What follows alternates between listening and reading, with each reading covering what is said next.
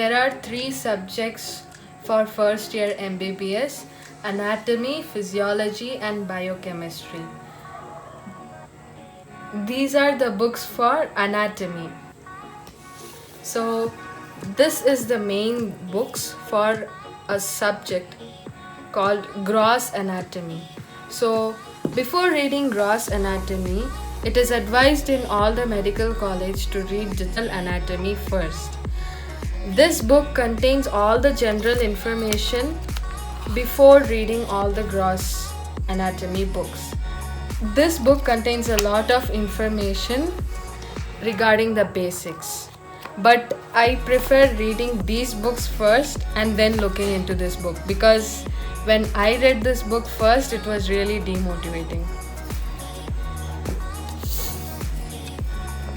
Then the next book is volume 1, of course. This book, as you can see, it is for the upper limb and thorax. Thorax is the region where your heart and lungs are present. I'm just saying everything superficially. And this is about your hand, you can see. And this is about your thorax, you can see the heart.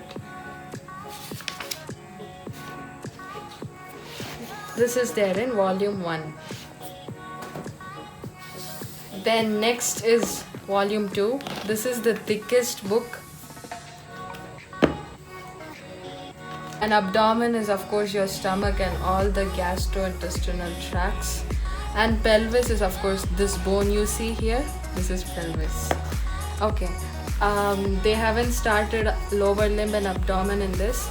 But as far as I know, I guess abdomen portion is too wide. This is the leg.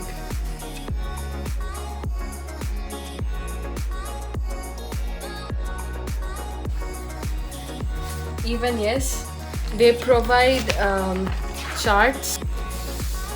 The part 3 book is on head and neck. Yes, they have completed the whole book in my college. This entirely covers your skull, your neck, the larynx, pharynx, whatever is present in your neck, the muscles, ligaments, joints. See, this is your scalp, 5 layers, and it all contains, it's a very vast topic. You have lymph nodes, glands, your eye movement, the muscles involved in it, etc. The next one is neuroanatomy. As your name suggests, neuroanatomy refers to the study of nerves, all the type of nerves like the cranial nerves, spinal nerves, and mainly about the brain. Here we'll be seeing the sections of spinal cord, the brain stem, and also about the brain, the glands. You can see the brain.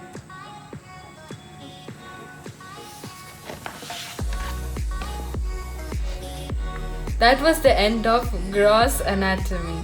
Now let's look at the other part of anatomy, which has embryology, histology, and these are the practical books. I'll show each one. Okay, next is medical embryology, Langman's book.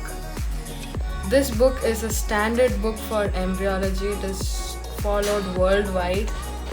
And this book contains all the clinical stuff regarding to the childbirth. You can see from the day of fertilization till the birth, this is what happens. The book of embryology. This is actually a simplified book for last minute preparation. Everything is given so simplified over here. You have simple pictures. It is given in the form of questions. And what else can be asked for NEET, like MCQs, it is given in this book.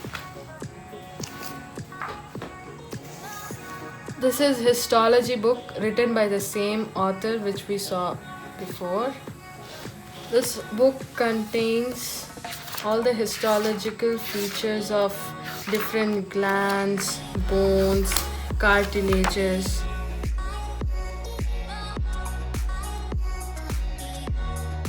These are the things we have to study. Like we divide it as general histology and systemic histology.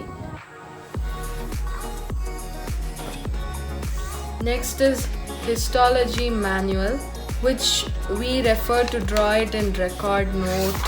We have to carry this with the observation note, record note to our histology labs, or else will not be allowed inside. We draw these diagrams using HNE pencil in the record note. Next, one book for genetics. It contains everything about genetics, I guess.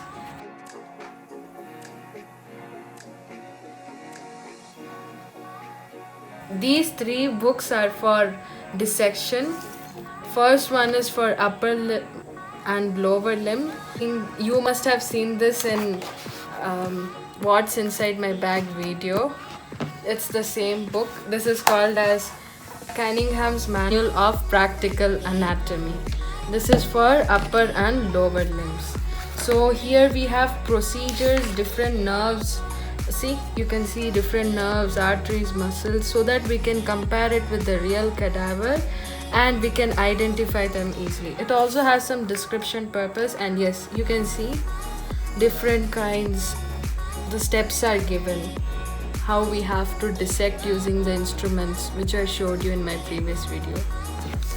This is the second part, thorax and abdomen. If I was in college by now, I would have used this manual for dissection, but now unfortunately due to lockdown,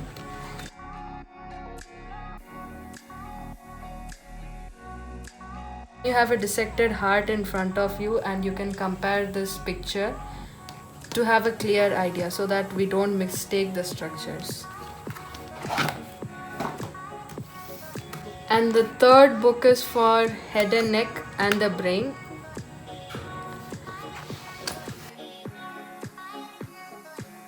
Here you can see head and neck, the brain and the spinal cord. And next is Atlas of Anatomy.